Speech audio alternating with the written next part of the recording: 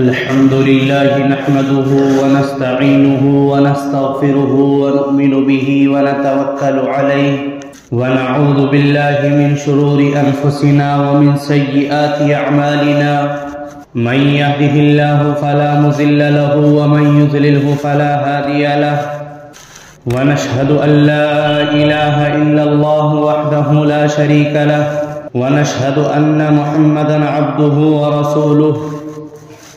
أما بعد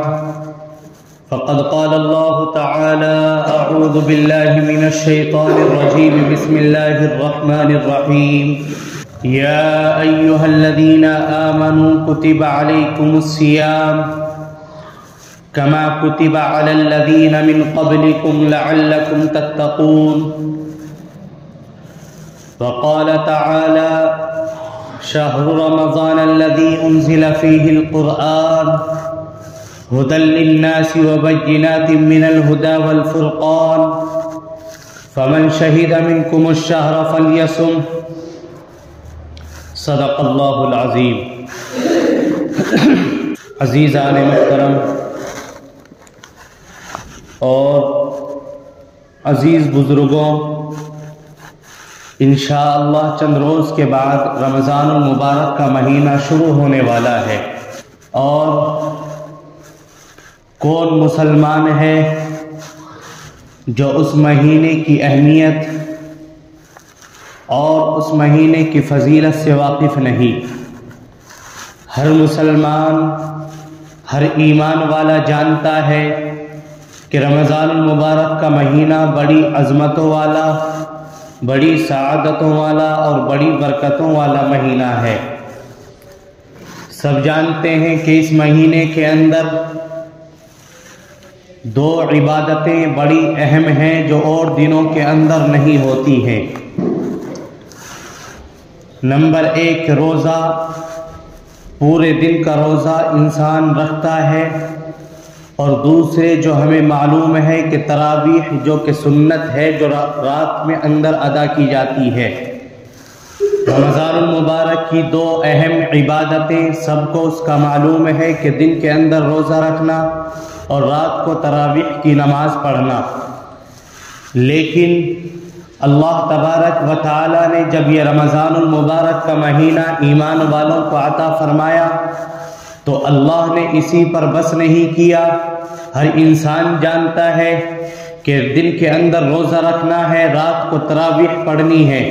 لیکن رمضان المبارک کا مہینہ ہم سے اس سے زیادہ کا مطالبہ کرتا ہے۔ رمضان المبارک کا مہینہ اس سے زیادہ کی مانگ کرتا ہے کہ ہمیں ان دو مہینوں کے علاوہ اور دنوں کے اندر ان دو عبادتوں کے علاوہ اور بھی بڑی عبادتیں اور بہت سی کثرت کے ساتھ میں عبادتیں کرنی ہیں۔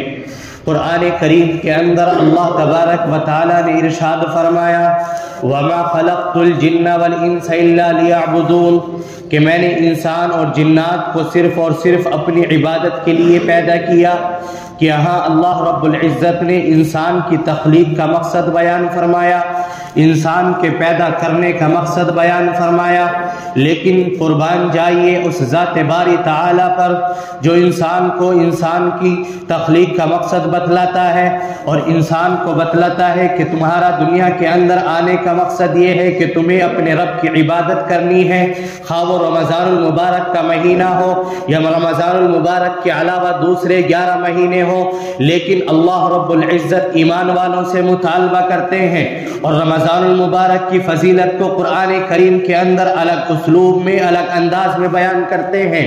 شہر رمضان الذی انزل فیہ القرآن ھدی للناس وبینات من الھدی والفرقان، کہ یہ رمضان المبارک کا مہینہ جس کے اندر تم داخل ہو رہے ہو، جس مہینے کے اندر تم روزہ رکھتے ہو، جس کی راتوں کے اندر تم کثرت سے نمازیں پڑھتے ہو، یہ مہینہ اللہ کے نزدیک بہت بابرکت ہے، یہ مہینہ اللہ کے نزدیک بہت زیادہ فضیلت والا ہے، اور اس کی فضیلت اللہ نے اس طریقے سے بیان بیان فرمائی شہر رمضان الذی انزل فیہ القرآن کہ جس مہینے کے اندر اللہ نے قرآن کریم کو نازل کیا وہ مہینہ رمضان المبارک کا مہینہ ہے، جس مہینے کے اندر حضرت جبرائیل علیہ السلام زمین پر تشریف لاتے ہیں اور آپ علیہ السلام کے ساتھ میں قرآن کریم کا دور کرتے ہیں۔ وہ رمضان المبارک کا مہینہ ہے۔ یہ مہینہ کیوں اللہ نے دیا؟ اللہ دوسری جگہ ارشاد فرماتے ہیں یا ایھا الذین آمنوا کتب علیکم الصیام کما کتب علی الذین من قبلکم لعلکم تتقون، اے ایمان والو تم پر روزے اس لیے فرض کیے گئے ہیں، تم کو رمضان المبارک کا مہینہ اس رب کائنات نے اس لیے عنایت کیا ہے تاکہ تم اللہ کے نزدیک متقی بن جاؤ، تاکہ تمہارے اندر تقوی پیدا ہو جائے، تاکہ تمہارے اندر پرہیزگاری پیدا ہو جائے۔ اور پھر اللہ نے فرمایا کہ تمہاری تخلیق کا مقصد یہ ہے کہ تم اپنے رب کی عبادت کرو۔ دوسری جگہ اللہ فرماتے ہیں ان اللہ اشتری من المؤمنین انفسهم واموالهم بان لهم الجنہ، کہ اللہ تبارک و تعالی نے ایمان والوں کی جانوں کو خرید لیا ہے، اللہ تبارک و تعالی نے ان کو جنت کے عوض خریدا ہے۔ یعنی اللہ نے انسان کو پیدا کیا اور پھر انسان کی جان کو خریدا کہ ہم تمہیں اس عبادت کے بدلے، ہم تمہیں اپنے رب کے سجدہ حضور ہونے کے بدلے جنت عطا کریں گے۔ جب اللہ نے انسان کو پیدا عبادت کے لیے کیا اور پھر اللہ نے اس کی بکری بھی کر دی کہ انسان کو بیچ دیا گیا جنت کے بدلے، ایمان والوں کو اللہ نے خرید لیا جنت کے بدلے کہ تمہیں جنت عطا کی جائے گی،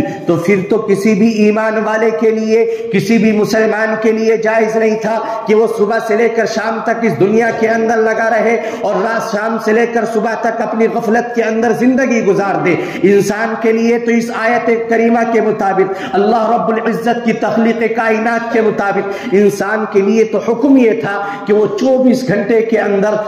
ہر گھڑی، ہر لمحہ، ہر سیکنڈ اپنے رب کی عبادت کرتا اور تب جا کر کے اسے جنت حاصل ہوتی۔ لیکن اللہ تبارک و تعالی پر آپ قربان جائیے کہ اس نے انسان کو پیدا کیا اور مقصد بتلایا، مقصد بتلانے کے بعد انسان کو اس کے اختیار پر چھوڑا اور فرمایا کہ تجھے صرف 5 وقت کی اپنے رب کی عبادت کرنی ہے، اور اپنے رب کی جانب سے، تیرے رب کی جانب سے جو حکم تیرے اوپر نافذ ہوتے ہیں صرف ان حکموں کی پابندی کرنی ہے۔ اس کے علاوہ جو وقت تجھے میسر ہے اس وقت کے اندر تجھے دنیا کے اندر کاروبار بھی کرنا ہے، اس وقت کے اندر تجھے دنیا کے اندر اپنے خاندانی معاشرت کو بھی نبھانا ہے، تجھے اپنے اصول کو بھی نبھانا ہے، دنیا کے طریقے سے بھی تجھے جینا ہے۔ لیکن اس دنیا کے لمحات میں سے وہ لمحات جن کا اللہ رب العزت آپ سے مطالبہ کرتے ہیں، اس مطالبے کے اندر، اس حکم کے مطابق، اس وقت کے اندر اپنے رب کو یاد کرنا ہے۔ یہ بھی اگر انسان ایسا کرتا ہے تو تخلیق کائنات جس مقصد کے لیے اللہ تبارک و تعالی نے انسان کو پیدا کیا ہے تب بھی اس مقصد کے اندر پورا اترنے والا ہے۔ بعض نئی روشنی رکھنے والے لوگ، ان کے ذہنوں کے اندر ایک سوال پیدا ہو سکتا ہے کہ جب اللہ نے انسان کو پیدا کیا، جنات کو پیدا کیا اپنی عبادت کے لیے، تو کیا فرشتوں کی عبادت انسان کے لیے، اللہ کے لیے کافی نہیں تھی؟ یہی سوال فرشتوں نے کیا تھا اس وقت میں جب آپ نے سجدے کا حکم دیا کہ آدم کو سجدہ کیا جائے، تو فرشتے کہتے ہیں کہ اے میرے رب، اے ہمارے رب، آپ اس انسان کو پیدا کر رہے ہیں، یہ دنیا کے اندر جا کر کے فساد پھیلائے گا، یہ دنیا کے اندر جا کر کے خوریزی کرے گا، کیا ہم آپ کی عبادت کے لیے کافی نہیں ہیں؟ اللہ تبارک و تعالی نے اس وقت میں فرشتوں کی باتوں کو منہ نہ دھر کے انسان کو پیدا کیا اور سمجھایا کہ دیکھو، فرشتوں کے اندر اللہ نے صرف ایک صفت رکھی ہے کہ وہ صرف اور صرف اپنے رب کی فرما برداری کرے۔ انسان کے اندر اللہ نے دونوں صفتیں رکھی ہیں، انسان اپنے رب کی نافرمانی بھی کر سکتا ہے، انسان اپنے رب کی فرما برداری کرنے پر بھی قادر ہے۔ لہذا عبادت کرنا یہ تو کمال ہے ہی، لیکن گناہ کی طاقت ہونے کے باوجود، گناہ پر آمادہ ہونے کے باوجود انسان اس گناہ سے بچ کر کے پھر نیکی کو انجام دے، اس کے اندر کمال ہے۔ لہذا فرشتوں کا صبح سے لے کر شام تک کسی چیز کا نہ کھانا، اس کے اندر کوئی کمال نہیں۔ فرشتوں کا 24 گھنٹے اللہ کی عبادت کے اندر لگے رہنا، اس کا کوئی کمال نہیں۔ لیکن انسان جو گناہ کے اوپر قادر ہے، انسان جو کھانے پینے کے اوپر قادر ہے، پھر بھی وہ رمضان المبارک کے مہینے میں پورا دن اپنے آپ کو بھوکا رکھ کر کے، کھانے پینے کی چیزوں سے دور رکھ کر کے، خواہشات نفسانی کو پورا کرنے سے دور رکھ کر کے، اپنے رب کے حکم کے لیے اور اپنے رب کی اطاعت کے لیے پورے دن بھوکا رہتا ہے، پیاسا رہتا ہے، اپنے آپ کو گناہوں سے بچاتا ہے۔ یہ انسان کا کمال ہے کہ اس کے اندر گناہ کی طاقت بھی ہے، لیکن پھر بھی وہ گناہ کو چھوڑ کر اپنے رب کے حکم کو پورا کر رہا ہے۔ ایک انسان وہ ہے جسے دکھتا ہے، ایک انسان وہ ہے جسے دکھتا نہیں ہے۔ قرآن دونوں کی مثال بیان کرتا ہے کہ ایک نابینا آدمی جسے کچھ دکھائی نہیں دیتا، وہ غیر محرم کے اوپر نظر ڈال ہی نہیں سکتا، اس لیے اس کے بس کے اندر وہ گناہ کرنا ہی نہیں ہے۔ اس کا گناہوں سے بچنا اور غلط نظروں کے ڈالنے سے بچنا کوئی کمال نہیں ہے۔ کمال اس بات کا ہے کہ جس انسان کو اللہ نے بصیرت دی ہے، آنکھیں دی ہیں، وہ اب غیر محرم کے اوپر نظر ڈال سکتا ہے، غلط چیزوں کو اپنی آنکھوں سے دیکھ سکتا ہے، پھر بھی اپنے رب کے خوف کی خاطر اور اپنے رب کی عظمت کی خاطر اپنے آپ کو اس غلط نظر سے بچا لیتا ہے۔ یہ اس کا کمال ہے۔ اسی طریقے سے میں آپ کو سمجھاؤں، سیدنا یوسف علیہ السلام، آپ نے ان کا تذکرہ سنا ہوگا۔ زلیخا آپ کو گناہ کی دعوت دیتی ہے، یوسف علیہ السلام اللہ کے نبی ہیں، دل کے اندر گناہ کا حیثیت اور گناہ کا نفس اللہ نے رکھا ہے کیونکہ انسان ہے، لیکن نبی ہونے کے باوجود جب زلیخا گناہ کی دعوت دیتی ہے تو خیال گناہ کا ان کے دل کے اندر پیدا ہوتا ہے۔ بعض لوگ کہہ سکتے ہیں کہ حضرت یوسف علیہ السلام کی تنقیص اور کمی بیان کرنا ہے۔ کمی بیان کرنا نہیں، تنقیص بیان کرنا نہیں، بلکہ اللہ رب العزت اس آیت کریمہ کے اندر یوسف علیہ السلام کی اس آیت کو بتلا کر کے یہ بتلانا چاہتے ہیں کہ نبی اور رسول یہ بھی انسان ہی ہوتے ہیں، جس طرح انسان دوسرے ہوتے ہیں گناہوں کو انجام دے سکتے ہیں، اسی طرح انبیاء اور رسول بھی گناہوں کو انجام دے سکتے ہیں۔ لیکن وہی یوسف علیہ السلام، ان کے دل کے اندر بھی خیال پیدا ہوتا ہے، لیکن پھر اپنے رب کا خوف پیدا ہوتا ہے، اپنے رب کی عظمت پیدا ہوتی ہے، اور وہ فوراً اس گناہ سے اپنے آپ کو پیچھے ہٹاتے ہیں اور بتلاتے ہیں کہ یہ انسان کا کمال ہونا چاہیے کہ اب جہاں اس کے سامنے اس کے رب کی عظمت آ جائے، اس کے رب کا خوف آ جائے، تو انسان اپنے آپ کو گناہوں سے بچا لے۔ یہ انسان کا کمال ہے۔ اس لیے اللہ نے فرشتوں کے ساتھ ساتھ انسان کو پیدا کیا کہ فرشتوں کی عبادت کا مقصد یہ نہیں کہ وہ صرف اور صرف تمہاری خدمت کے اندر لگے رہیں یا صرف فرشتوں سے ہی اللہ کو عبادت کرانی ہو، بلکہ اللہ نے انسان اور جنات کو پیدا کیا اور اس کے اندر دونوں مادے رکھے، نیکی کا مادہ، گناہ کا مادہ۔ کمال انسان وہ ہے، اچھا انسان وہ ہے جو گناہ پر قادر ہونے کے باوجود اس گناہ کو چھوڑ دے اور پھر اپنے رب کے حکم کو پورا کرے، اپنے رب کی اطاعت کرے۔ یہ انسان کمال درجے کا انسان ہے، کامل درجے کا انسان ہے۔ رمضان المبارک کا مہینہ اللہ ہمیں عنایت فرما رہے ہیں، وہ اسی لیے کہ اس مہینے کے اندر ہم تمام لغزشوں کو چھوڑ کر، خطاؤں کو چھوڑ کر، غفلتوں کو چھوڑ کر زیادہ سے زیادہ اپنے رب کی عبادت کریں۔ تو معلوم یہ ہوا کہ جس طرح ہم رمضان المبارک میں دن کے اندر روزہ رکھتے ہیں، رات کو کثرت سے تراویح کی نماز پڑھتے ہیں، اسی طریقے سے بہت سارے نوافل کا اہتمام ہمیں کرنا چاہیے، قرآن کریم کی تلاوت کا اہتمام ہمیں کرنا چاہیے، ذکر اللہ کے اہتمام ہمیں کرنا چاہیے، اپنے آپ کو غلط چیزوں سے بچائیں۔ یہ رمضان المبارک کا استقبال ہے کہ انسان رمضان المبارک کی تیاری کرے،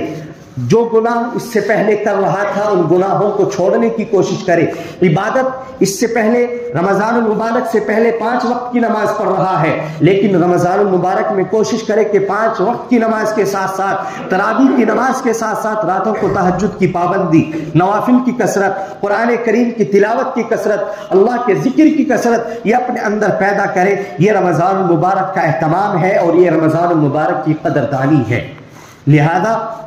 ہر انسان کو چاہیے کہ ہم اس رمضان المبارک کی مہینے کی فضیلت کو سمجھیں، اس کا اہتمام کریں، اور یہ سمجھ لیجئے کہ ایک طریقے سے مبارک مہمان ہمارے سامنے ہیں، اور آپ جانتے ہیں کہ مہمان کی کس طریقے سے قدر کی جاتی ہے۔ جب کسی کے گھر پر کوئی مہمان آتا ہے تو اس مہمان کے لیے کس طرح کھانے پکانے کا انتظام کیا جاتا ہے، صفائی ستھرائی کا انتظام کیا جاتا ہے۔ اسی لیے اللہ نے بھی انسان کو رمضان المبارک کا مہینہ دیا۔ رمضان کے معنی آتے ہیں جھلسا دینے کے، کہ انسان نے 330 دن کے اندر جتنے گناہ کیے ہیں، اب 30 دن اللہ نے اس کو دیے ہیں، ہر دن اپنے گناہوں کو بھٹی کے اندر ڈالتا جائے، اپنے گناہوں کو جلاتا جائے اور صاف و شفاف ہوتا چلا جائے۔ جس طرح ایک مشین ہوتی ہے، جب وہ چلتی ہے، چلتے چلتے اس کو سروس کی ضرورت ہوتی ہے، اور جب اس کی سروس ہوتی ہے تو وہ پاک صاف ہو جاتی ہے، اچھی اور عمدہ ہو جاتی ہے۔ اسی طریقے سے اللہ نے انسان کی سروس کے لیے، انسان کی ہالنگ کے لیے یہ رمضان المبارک کا مہینہ عطا کیا ہے، کہ پورے سال تم نے جو غفلت کے اندر زندگی گزاری ہے، پورے سال تم نے جو گناہوں کے اندر زندگی گزاری ہے، پورے سال جو تم اللہ سے دور رہے ہو، اللہ کے دربار سے دور رہے ہو، نمازوں سے دور رہے ہو، ذکر کی کثرت سے دور رہے ہو، اللہ کو یاد کرنے سے دور رہے ہو، اس رمضان المبارک کے مہینے کے اندر اپنی سروس کرا لینا، اپنے رب سے اپنے گناہوں کو معاف کرا لینا، اپنے رب سے اپنے گناہوں کی بخشش کرا لینا۔ جو انسان یہ کرتا ہے وہ واقعتاً اس رمضان المبارک کے مہینے کی قدر کرتا ہے۔ دعا کیجئے کہ اللہ رب العزت مجھے اور آپ کو عمل کی توفیق نصیب فرمائے۔ وآخر دعوانا الحمدللہ رب العالمین۔